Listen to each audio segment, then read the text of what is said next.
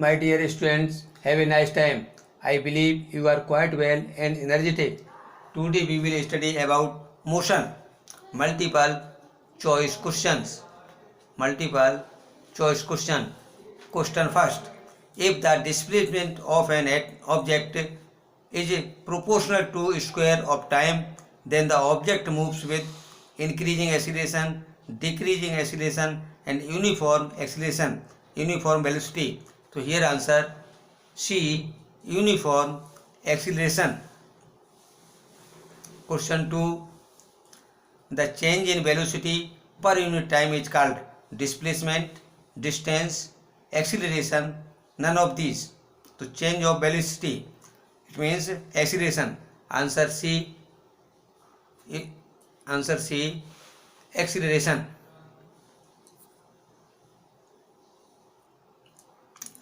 If an object moves in a circular path with uniform speed, its motion is called non-uniform acceleration and a uniform circular motion, uniform straight motion, none of these. So here answer B, uniform circular motion, uniform circular motion. Answer B, uniform circular motion.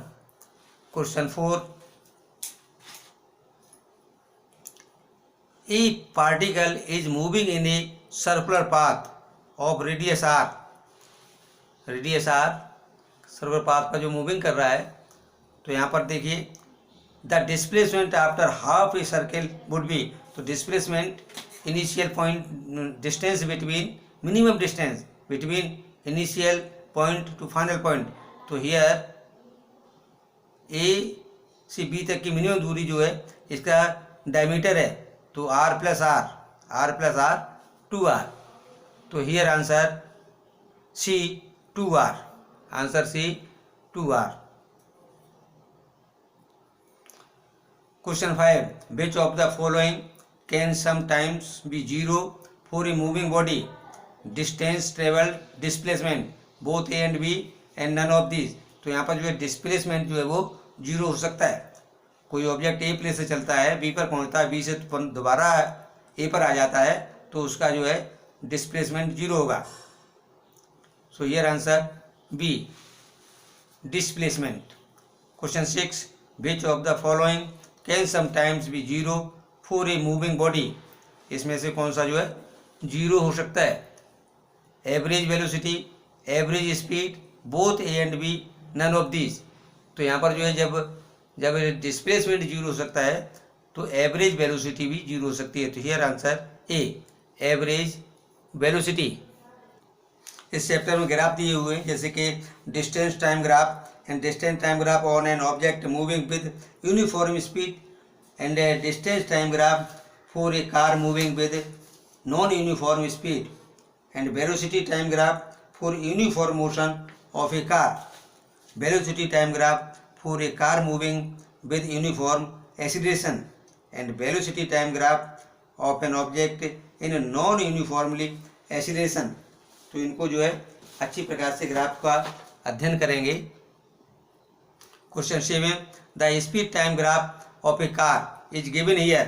Using the data in the graph calculate the total distance covered by car.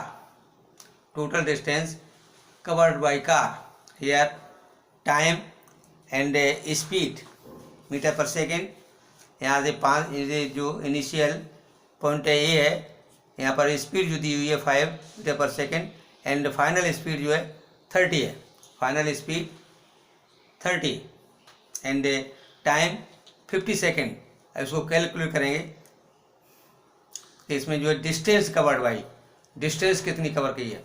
तो सबसे first of all इसका जो है हम acceleration निकाल लेंगे. उसके बाद एक्सीलरेशन जो होता है A is equal to B minus U upon T.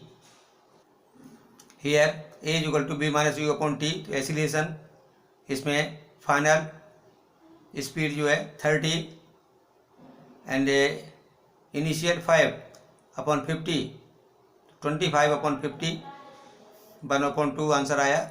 इसको 0.5 मीटर पर सेकेंड स्क्वायर इसको यहाँ पर s is equal to U T plus half A T square इसमें रिप्लेस करेंगे, पुट कर दिए सभी वैल्यूज़ को। s is equal to 5 into 50 1/2 acceleration 50 into 50 तो ऐसे 0.5 आया, 250 प्लस 1/2 इंटू 0.5 इंटू 50 इंटू 50। इस प्रकार से ये जो है इसको कैलकुलेट कर लेंगे। 250 प्लस 625 875 मीटर। लोग हियर आंसर ए 12 पे 50, B 875 meter and 15 1500 meter and D 870 meter. तो here answer B 875 meter. Question 8. Slope of velocity time graph gives a distance, the displacement, the speed, the acceleration. Here answer D, the acceleration. Answer D, the acceleration. तो graph पर आधारित बहुत से question हैं बनते हैं, जैसे वाले velocity time graph for a car moving with uniform acceleration या velocity time graph of an object in non uniformly accelerated motion. Question 9. Which of the following figures correctly represent uniform motion of a moving object? Uniform motion, देखिए इसमें यहाँ पर ये curve लिए हुए है, uniform नहीं है। यहाँ पे जो है कर्व है यूनिफॉर्म नहीं है। यहाँ पर रेस्टिंग पोजीशन है and so answer correct answer A, correct answer A, ये जो है शो करता है uniform motion. Correct answer A. Question 9. Velocity time graph of an object is given below. The object has, object क्या है इसमें? Uniform velocity है, uniform speed, uniform retardation and variable acceleration.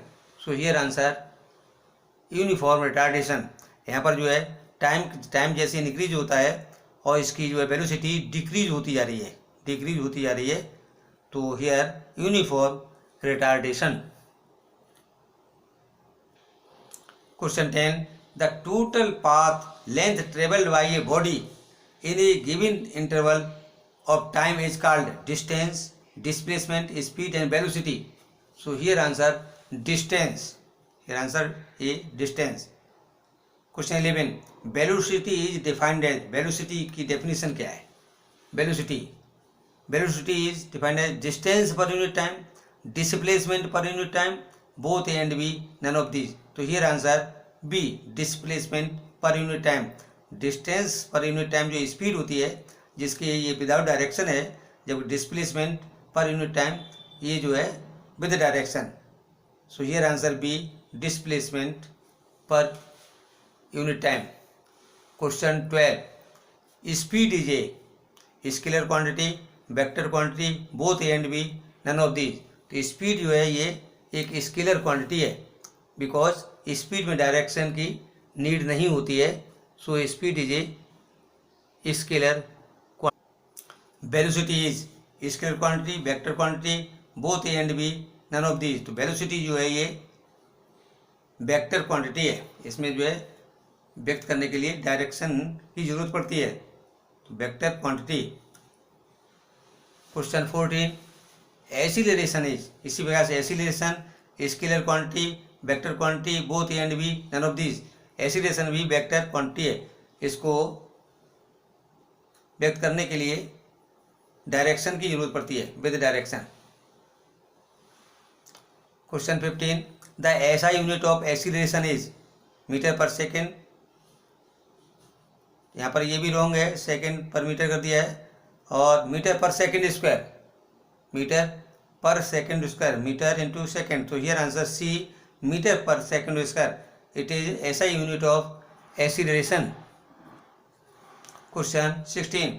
A physical quantity that has magnitude as well as direction is called.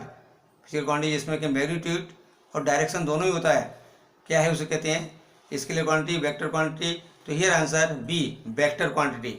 Vector quantity में magnitude and direction होता है।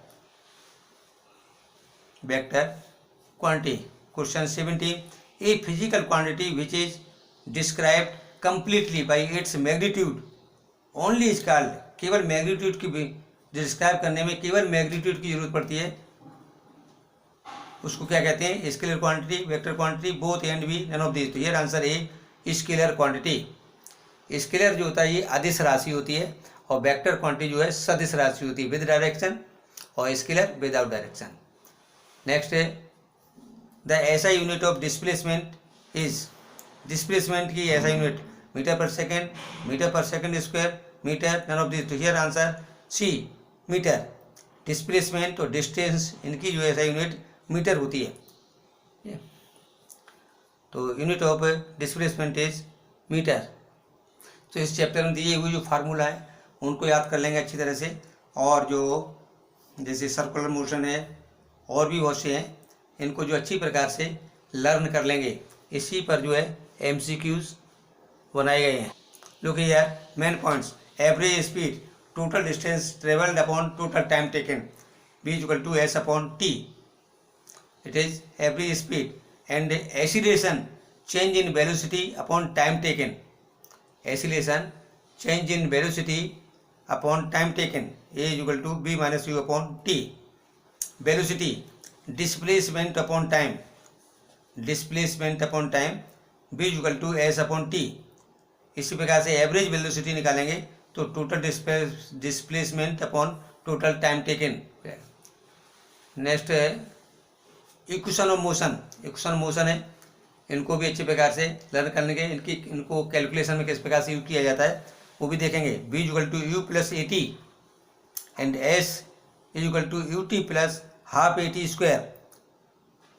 2AS is equal to B square minus U square, B square minus U square.